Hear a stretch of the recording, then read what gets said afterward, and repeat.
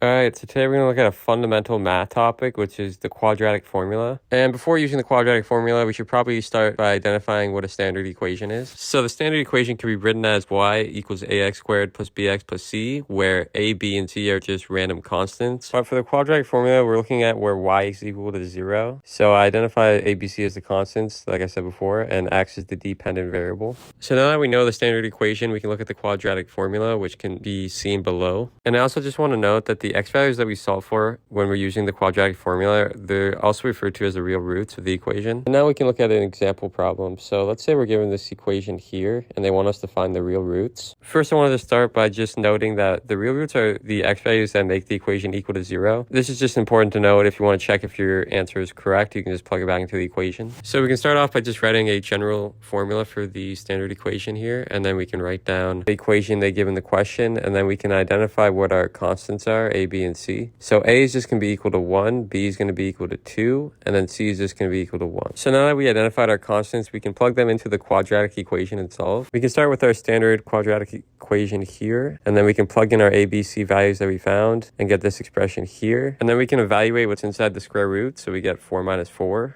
And that's just equal to 0, and that just leaves us with negative 2 divided by 2, which is just equal to negative 1. So that's our final answer for x. And I just want to note, in this case, there's only one real root equal to negative 1. This isn't always the case. Usually there's 2 real roots. But to get 2 real roots, we need a positive value under the square root. But in this case, we just got 0. So that's why we only got 1 real root. So we could check if this answer is right by plugging x equals negative 1 back into the equation. We should get 0 for our answer. So this is our equation here, and then we plug in negative 1. And then we evaluate each term. Negative 1 squared is just equal to 1, and then 2 times negative 1 is equal to negative 2. So if we plug both those in, we get this expression here. And then if we do the addition, we just get 0. And that means that our answer is correct for the real root, since our x value yield y equals 0. So this situation can be illustrated graphically. So the real root that we're finding is actually just the x-intercept. So we can write down the equation here, and this is going to be the graph representing the equation. At the point where the graph intercepts the x-axis is at the point x equals negative 1, and that's the real root that we've solved for.